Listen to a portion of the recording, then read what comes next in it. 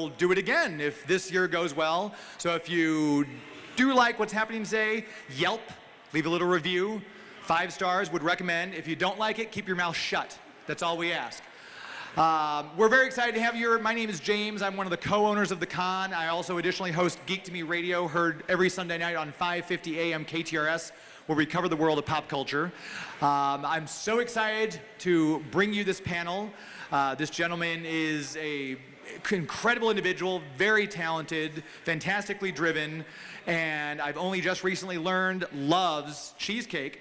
Please welcome to the stage the one, the only Carl Lumbly.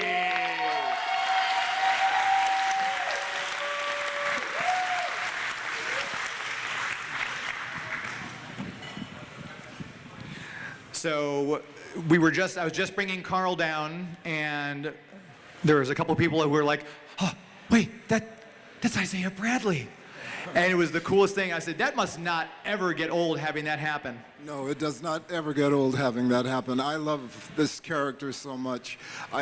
First, thank you all for coming out. I appreciate that very much.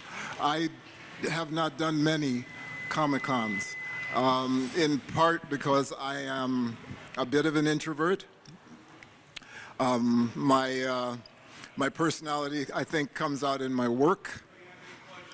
And I love the work that I get an opportunity to do. So it's a joy for me to come here and to be able to thank you for your support for this enterprise, this industry, this comic fantasy world that I find myself in, and grateful to be here. I was curious, has anyone here not seen the new Captain America New World Order? Yes. They changed it, that's right, because it went through 3 name changes before, and almost as long in production as New Mutants was before it came out. So I want to make sure we know, if we talk about the movie, I don't want to spoil anything. So there are some people who haven't seen it, so we'll avoid spoilers. Okay, no worries. If anything gets bad, we'll say earmuffs, and you just go like that, you're fine. So we'll talk about the movie without doing any spoilers for it. You originally got to play this character in Falcon and Winter Soldier. Mm-hmm. Did you know then that when they did the next Captain America movie, you'd be brought back as Isaiah? No, I did not. And in fact, when I got the opportunity to do it, I didn't really care whether I came back or not, because I was so happy to be doing it. You know, I have to credit Marvel for letting that story come out, for letting it be written in the first place, and then for promoting it in Falcon and the Winter Soldier, because it's an important story, and it's a story that we all are aware of, but that we don't talk about. There are lots of people who have made sacrifices, who have done things not for themselves, but for the country, and they're not always rewarded. So this story tells the very important story of an individual who sacrificed for his people, for his country, and he was rewarded with betrayal by the state. And he has survived. And what I thought was brilliant about the Falcon and the Winter Soldier was we don't always get our due. As people, we don't always get thanked for things that we think we do, that we're trying to help. And this was an opportunity for Sam Wilson, as the Falcon, to make the country thank Isaiah Bradley. And so it was a privilege to be able to embody that moment. And that was all I had hoped for. So when I was told that he was going to be coming forward in A Brave New World, I was thrilled and nervous, because you never know what to expect. Marvel can be surprising. I was pleased by what Brave New World ended up being, and I'm not going to spoil anything for anybody, but I was really pleased, I was really happy, and I was really proud to take Isaiah forward. I want to make sure that you all know too, this panel is for you. We have a microphone center stage right here. If any of you have a question, stand right up in front of the microphone. You must come to the microphone. None of this raising your hand, sir. You come right up. Carl? Yes, sir. Thank you so much for being here. Surely. I'm going to get mine out of the way. I'm moderating some stuff, and I'm going to get it right out of the way. You've already said what I wanted to ask you about the Falcon and the Winter Soldier and how important Sam's journey with that shield was for the role that you played with it. Just a story that I think when you see Avengers Endgame and you see Sam Wilson get that shield, you know, a lot of fans thought it's just going to be another day, and it was a much more complicated situation that related to this country in a real way. And I just want to applaud you on your role. And Captain America, I just want to get right to some fun questions. What was your favorite part about being a super soldier?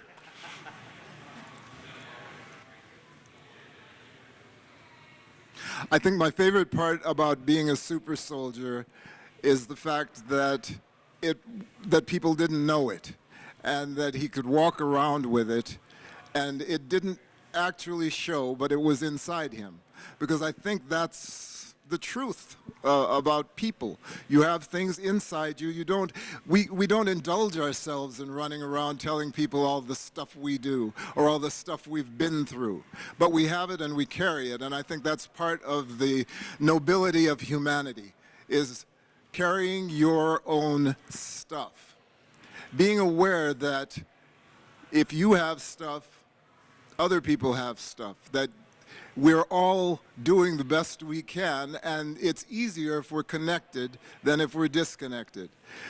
Isaiah came through a period of disconnection, and Sam reconnects him with the country. And now he's back in the world, and grateful for it. So this country, America, that he stands up for, that Sam Wilson stands for, is a beautiful, beautiful experiment in connection. And even if it's fought, even if there are those people who are afraid of it, it's incumbent upon everyone who believes in it to stand up. That's what America was founded on, those ideals, and far away it's fallen from that. It's still a land of promise, and it's up to us all to fulfill that promise. And I speak from the standpoint of someone who is the child, the son of Jamaican immigrants who heard about America on that island, who heard about all those ideals, who heard about freedom and justice and equality, and who believed in it, and came to this country with those expectations that that is what they would find. And even though they found a lot more than that, and even though they found a lot of resistance, and even though they found a lot of hatred and ignorance and fear, they raised 4 children in this country to believe in the promise of the country. I won't let them down, and Isaiah Brad to speak that truth for myself inside this marvelous, marvelous world. So I'm just grateful.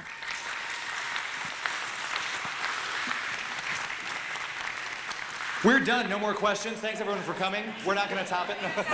No. With that, I mean, my gosh, we should go out on a high note. But to raise the volume, but maybe. yeah. Hello. Oh. Okay. Good. Okay. It's on.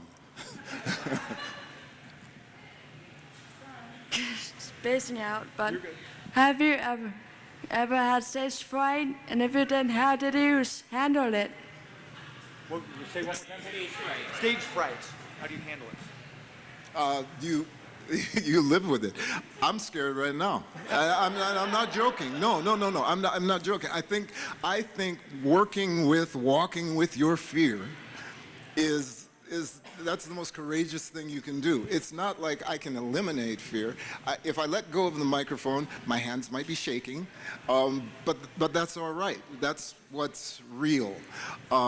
It's what I love about doing this work. It's what I love about acting, is that you don't put anything away, you don't hide, you don't pretend. You just live as best you can with what you have. The text is telling me this character is doing something, but I'm alive inside what that character is doing. And I'm not afraid of myself when I'm alive. I don't have life fright. So it's okay that I have stage fright, because it's not a natural thing to do. I lived with 3 sisters. Nobody listened to me in our house. So the opportunity to be on a stage where, you know, people do listen to you, it makes you feel grateful for the ability to have a voice and to say what you have to say. That overcomes the stage fright. And I have another question. And this is for everyone too. Why can't everyone remember God Bless the USA, the meaning of that song? And God bless the USA. Yeah. The meaning of the song. Yeah, Yeah. it's a powerful song. God bless the USA. yeah, Yeah. if only everyone would remember that, there wouldn't be much hate. That's true. Very That's true. Yeah. That's very good point. God Very good bless. point. Thank you. You too. Does anyone else have a question? Yes. Yeah. You were up. Yeah, saw your hand go first, then we'll bring her up. Go ahead. Oh, yeah, he's having you go. Don't fight. There's plenty of time. Let me take this down. There we go. Hi, so we met earlier. Hello. Sarah. Oh, thank you. You remember me. So shifting a little bit to Martian Manhunter, one of my absolute favorite episodes of Justice League is Comfort and Joy, the Christmas episode. And there's a bit where Superman's parents give Martian Manhunter a sweater, and Martha Kent is like, I wasn't sure about the size, and Martian Manhunter goes, I can grow into it. It's one of my absolute favorite lines. So Yeah. I was wondering if you could say that for me.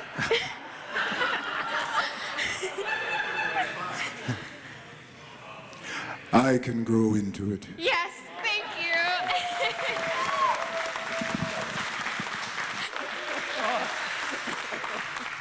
Amazing. Now there's the scene in Star-Crossed. I'd like you to recite your lines, please. I'm kidding. The whole script. Oh, thank God. To her point though about that episode, Comfort and Joy. I know when we had Andrea Romano on the show, and she said you improvised that song you sing at the end, the Martian Christmas Carol. He improvised it. Talk a little bit about finding that song and how you did that. I was under contract, and she said I had to. I walked in, and the beautiful thing about the way we did Justice League most often is that we were all together doing it. And I remember 2 things about that experience. One was it felt just like being in a stage company. Where everybody had a role, and it wasn't a matter of who was a lead or who was a second lead. It was we all had to contribute at the top of our intelligence to make the whole thing work. And I loved it when we were all together and I could hear all of those amazing voices and performances. The other aspect of it was I was new to voice work at that time. And so I was learning. It was like an academy. I was in with people like Phil and Maria and Susan and George and Kevin, people who knew what they were doing. And I felt like if I could listen to them, pay attention, and open myself to the joy that they had doing what they were doing, and I could have it too. And it worked out that way. And I'll forever be grateful to this cast of individuals, because that is that was my academy. That was how I learned. Any other questions? I know you've been waiting, sir. Yes, please come up. Wade. Yes, sir.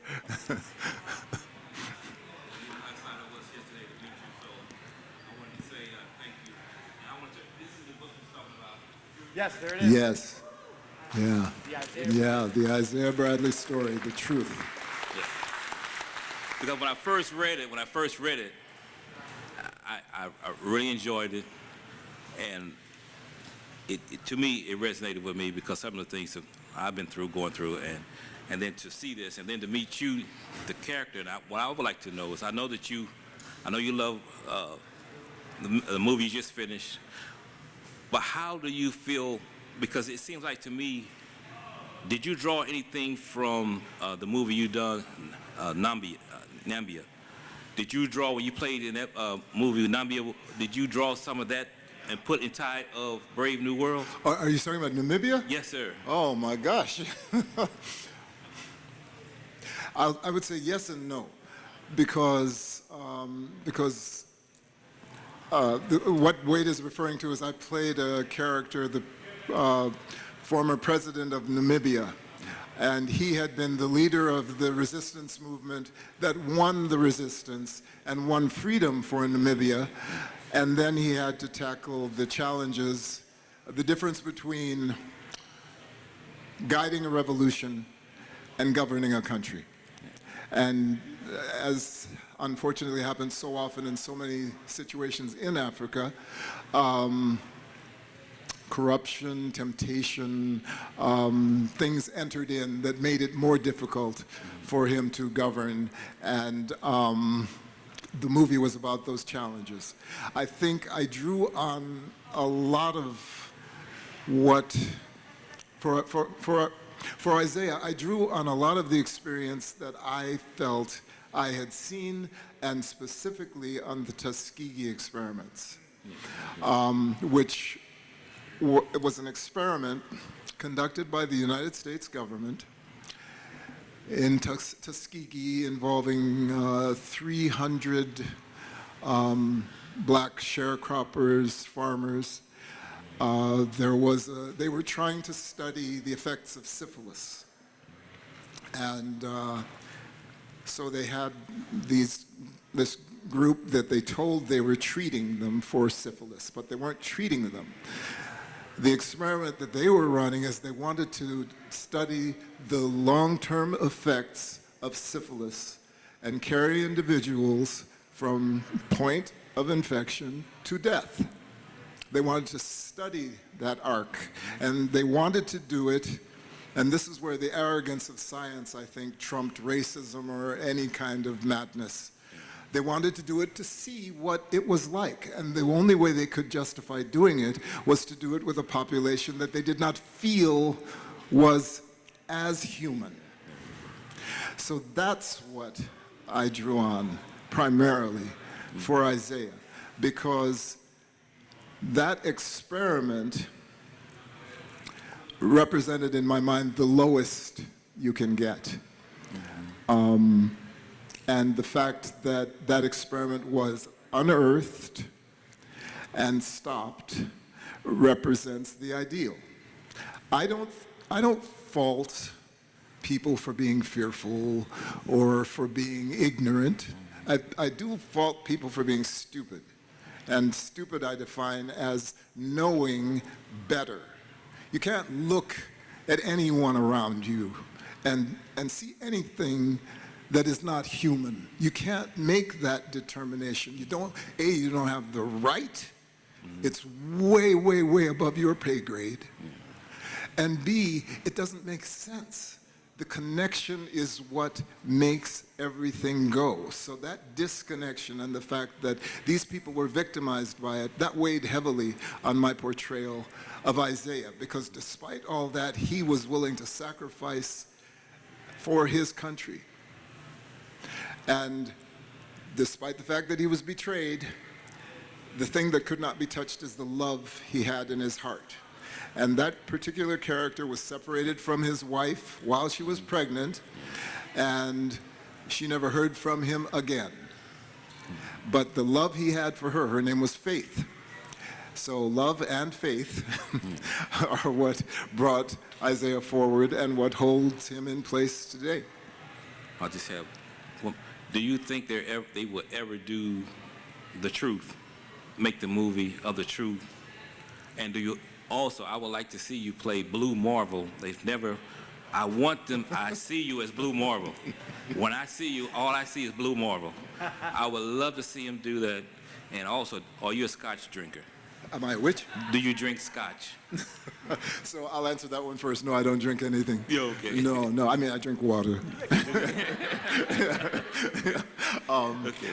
And let me see, the first part of your question was, Do you think they ever do the movie The Truth? I would have to say yes, I do, because I didn't know anything about Isaiah. I didn't know anything about truth. My parents wouldn't let me read comic books, but comic books, there is a different set of rules in the comic world. Marvel has created a true universe where anything can happen. So despite the fact I know there are a lot of forces at work against it, despite the fact that even Brave New World came under a kind of racist onslaught, talking about who should represent Captain America, why he wasn't really the real Captain America. Now this Marvel universe has Captain America's scattered through it like wheat. There's room for a lot. I credit Marvel a lot for being willing to open things up to possibilities. So yeah, I assume there probably will one day be a movie about truth, a series about truth. I may be a little too old at that point, but if not, I would love to take part in that. And truly, as long as I can do it, I love this work so much, I would play anything I believe in.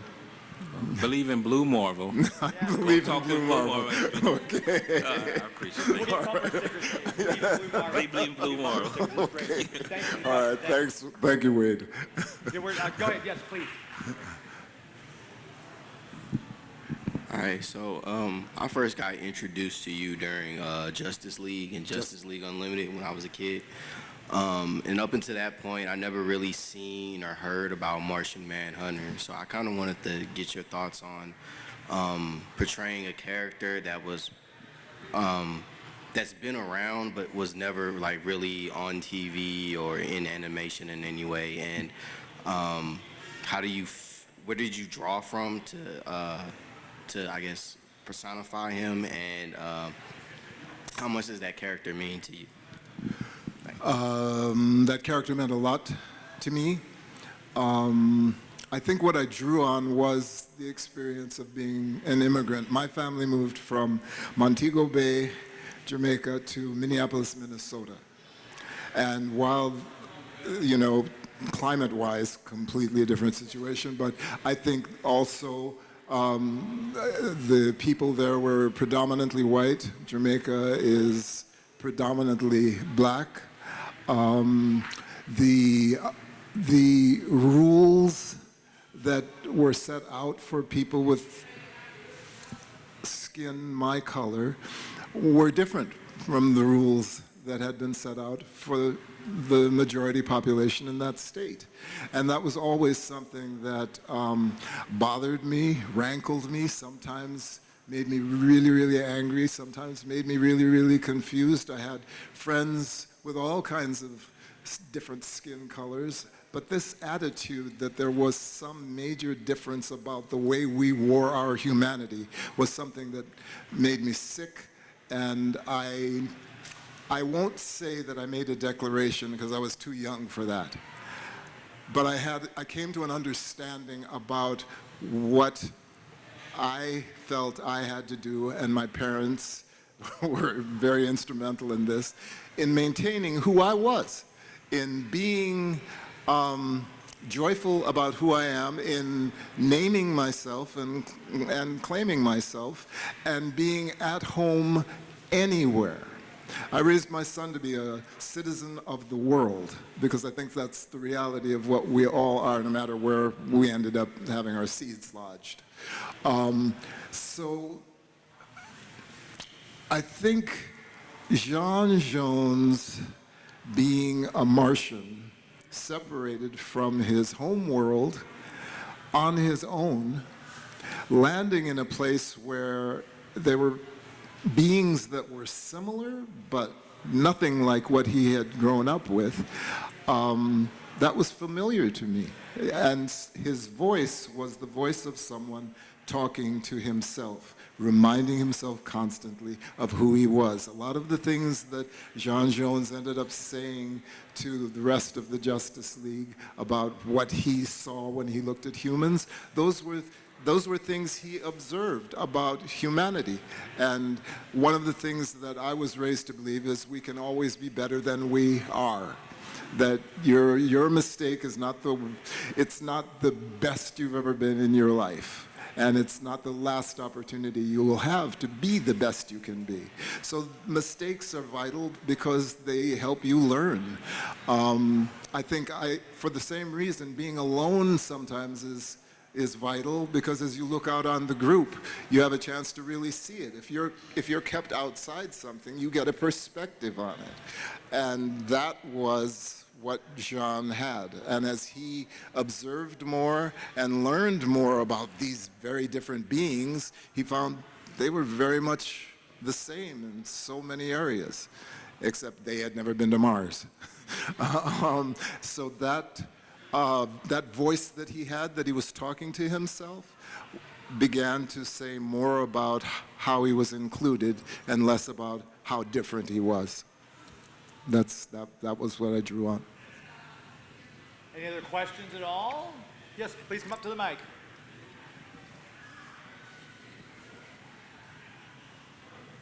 Mine is a lot simpler. Do you ever wish you got a live action scene where you just got to punch some people, just full out, flashback scene to when he was a soldier, just punching Nazis or something? Do you ever wish you got one of those? I feel like you would have wanted one of those. I want one of those. I think that truth is real. And to answer your question, no. I think one of the things I love about acting is I get to play inside this world in characters that are not like me. And that particular instinct was something that I either had to train out of myself, or just in the experience of growing up black in this country. I think that particular indulgence would set me in trouble. I probably wouldn't be here if I wanted. Every time I had the opportunity or felt justified in punching somebody because they deserved it, if I did it, neither one of us would gain. It might be a momentary satisfaction, but neither one of us would gain. And I think that's what Isaiah learned, because he had this serum inside him that he could wreak complete havoc with. And yes, he used it when he had to in warfare. But when you come out of that situation and you're in the real world, you have to use a different strategy for not only your survival and well-being, but for the survival and well-being of people around you. This is just me. So I would never have a desire for Isaiah to just have a scene where he punches people. I would have the kinds of scenes like Sam has, where he could be punching, but he's trying to reach people's minds. He's trying to say, let's think about what we're doing. It's easy to be reactive. And in fact, it's kind of fun to be reactive, because you don't have to take responsibility for that. I didn't do that. I just reacted to what you did. But we're still going to have to live with it. And I don't want to be punching anyone.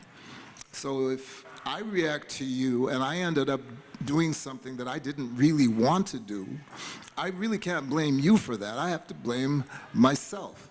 And again, I say, it's not like it's an easy thing to do. And probably the only reason, I've never had a fight in my life. I have walked away when I felt I was right, because I didn't want to have to go home and tell, especially my mother, because I was a mama's boy. I had 3 sisters. I was the favorite. There's no debate. We can call people. No, I'm serious. I was the favorite. So I didn't want to have to go back and tell, especially my mother, that I could not hold on to myself, that I behaved in a way that would bring dishonor to humanity, because that kind of an attack that's what it does at base, even if you're justified. So I was trained away from it. I was raised not to be that way. I saw too many examples of it. I played a lot of sports. I saw people do things they didn't really even mean to do because they just were reacting in the moment. And I won't say I pride myself because I'm not always sure it's the best instinct, but it's important to me to be controlled. And Isaiah is very, very controlled. I don't have a super serum running through me. He does. So he's much more controlled than I am. But I have the same kind of love running through me that he has, and I have the same kind of pride in myself and in everybody else, people I do not know, have never met, because they deserve that. They deserve that respect. So no. Quick, long answer, no. Yeah. Yes, please. I just broke my cape. Okay. So anyhow, first of all, with what you just said, I gotta say you're like real life Superman right here. That's what I could think. I'm a huge Superman fan. But also to switch the subject a bit less serious and a bit less Justice League-y or whatnot, like I said earlier to you, with how I liked that you were the guy who tried to turn Terry into soup in Batman Beyond. What was it like being a reoccurring Batman Beyond rogue? It was tremendous fun. You know, I think anytime you're asked to come back, you feel good. I mean, you know, there are so many things that I've done in my career that have made me feel good about the possibility of moving forward. And there were so many times, opportunities, voices, when you feel like you're being rejected, or you feel like you're not getting an opportunity. And if you decide to stay, it's because you believe in something that is larger than whatever that statement of rejection is trying to tell you. So that it was fun. I know I can't help but fall back into seriousness because I think as much joy and fun as I have doing this work, there's a purpose in it. I was an English major. Every piece of literature I ever read had a purpose. Somebody wrote that because there was something so deeply felt inside themselves that they wanted to communicate to other people about not their humanity, but about other people's humanities and the fact that it's recognized and it can be unfolded in so many different ways. That's what stories are for me, and that's why I love this work. And anytime I get an opportunity to create a character is wonderful, but to come back, that's the best. Yeah. Yes, Dave. Oh, you're next, sir. You're next. Hi. Hi. I wanted to hunt down the show to binge before today, but I'm an amazing procrastinator, so I did not. But I do have a vivid memory of watching the series premiere of Mantis back in the day. So I just wanted to know if you had any stories or memories about that short-lived show. Well, the first memory that comes up is spandex. I'm not a big fan of spandex. I think I want to praise technology for bringing us beyond that point. Mantis was a joy, a big point of pride. For me, Mantis was the pilot, that 2-hour movie, because I think the concept as it had come from Sam Hammond, Sam Raimi, was best realized in that first 2-hour movie. There were changes made after that movie premiered that I didn't understand, that I didn't go along with. It changed the concept so much so that I had to find a different way in to my joy about doing it. But we did, I believe, 13 or 18 episodes of it. And it was always a point of pride. I had probably, I didn't feel as good about it until after, maybe 10 years later, young men, some older men, started coming up and telling me how much it meant. Not that it was perfect, but that it existed. And I think, despite my quarrel and complaints with the way it was changed, I end up being grateful that it happened. I look forward to watching somebody else do Mantis. I would love for them to bring it back and let that concept live again, because the key in what Mantis was doing was he wanted to stop crime without killing. He did not believe that taking a life was an answer for someone who was obviously not in the right place for whatever reason and ended up committing a crime. And I think that kind of understanding and that kind of grace in a superhero was something very important for me to play, and it seemed that some people responded to it, and I was grateful. Yes. Oh, thank you. You have a question? Good afternoon. My friend stole a little bit of my thunder with that. Mantis was definitely one of the roles I had first discovered you from. It was near and dear to my heart. But another one I'd like if you could speak on, another character who's ostracized and, struggled because of who and what he was, John Parker in Buckaroo Banzai. Okay. I see. Okay, Bob, I got you. There was a very crazy movie called The Adventures of Buckaroo Banzai Across the Eighth Dimension.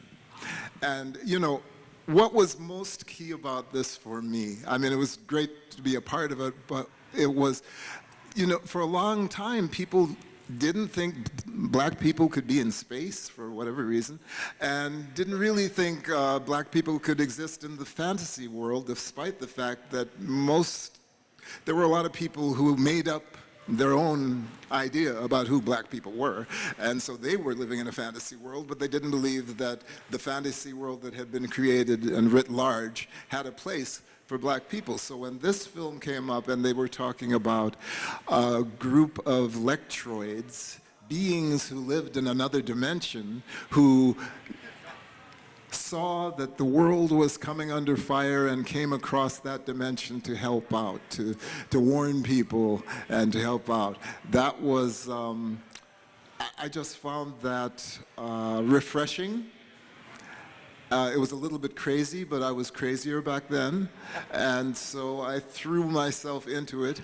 I had the best sport coat you could ever imagine. It was a silver lame sport coat, once again, spandex, and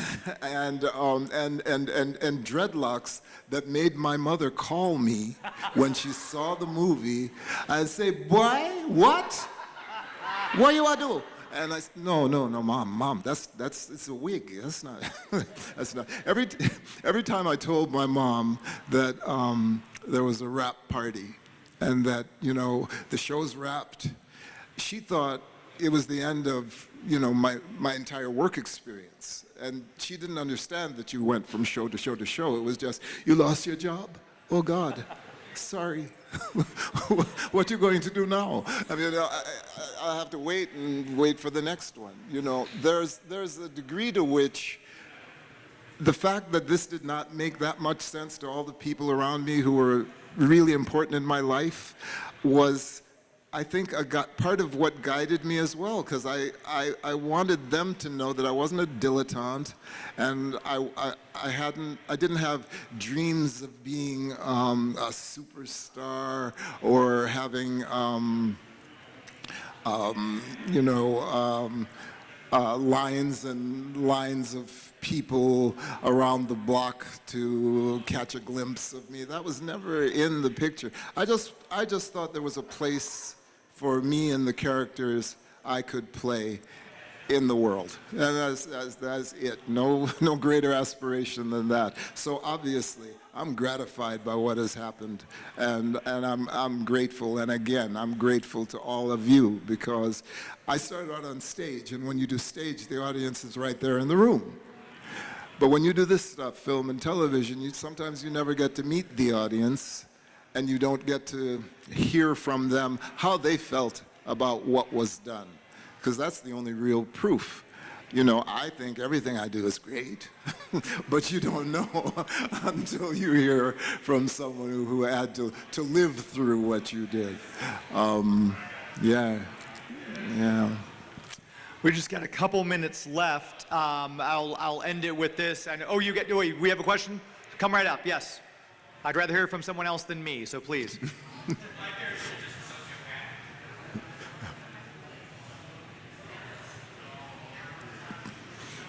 Hello. Hello. Very nervous coming over here, but it's really very much amazing to meet you. But what is it like to have an opportunity to act as the character for the Captain America movie? And how does it feel, and what is it like to be the first time you act for a Marvel movie?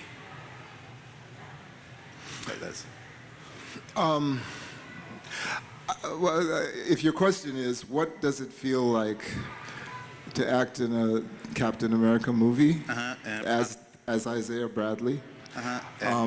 It feels like a responsibility. I feel like there are a lot of people who do what I do. I worked with a lot of people who I think are more talented than I am, but they didn't get the opportunity, or they got discouraged. Maybe I have a thicker head, or I have, tougher skin, whatever it is. I'm here and they're not. So I have to represent. And that's what I felt was important about being in that movie. I was representing, not myself, I was representing you. I was representing people I know, people of all skins and all colors and all genders and all pronouns, who I know, who live in the world, who want to be treated well, who want to be treated with respect, who want to be able to stand up and walk and say, I am Isaiah Bradley, this is my story. So that's how it felt. It felt like a responsibility and an opportunity. And yeah, nothing more than that. Sweet. I hope this is not a ridiculous question. Sorry? I hope this is not a ridiculous question. I hope it's not a ridiculous question. I'm kind of nervous. Very nervous. No, not a ridiculous question at all. It's the key question, for anybody, but definitely for me. Why am I doing what I'm doing? Money is great, acclaim is nice, but what is feeding you, and what are you giving back? What are you getting to give because you're being given to? That's what I think of as this opportunity, and so it felt great. It felt fortunate because it didn't have to be me, and I felt responsible to live up to the text and to the story that this imaginary man has lived. Yeah. Thank you for the question. Thank you. And that's going to wrap our panel. We want to make sure we get him back. So if any of you haven't yet had the chance to go meet Carl, he's right over here in the gallery. He's signing autographs. He's doing selfies. He's shaking hands. He's eating cheesecake. Yes, which I was going to say. I would be remiss if I did not suggest to you, I don't like cheesecake. I'm not a big sweets man. But yesterday, I had a piece of frozen cheesecake on a stick from the building down back here. If you have a minute, you should go check it. I'm telling you, I can pass cheesecake at any point. But this frozen cheesecake, it reached in and it took my heart. And if you are going to go, go quickly, because as soon as I have a break, I'm going back. So everyone, give a round of applause for Carl Lumbly, Martian Manhunter, Isaiah Bradley, August Dupin. Thank you very much.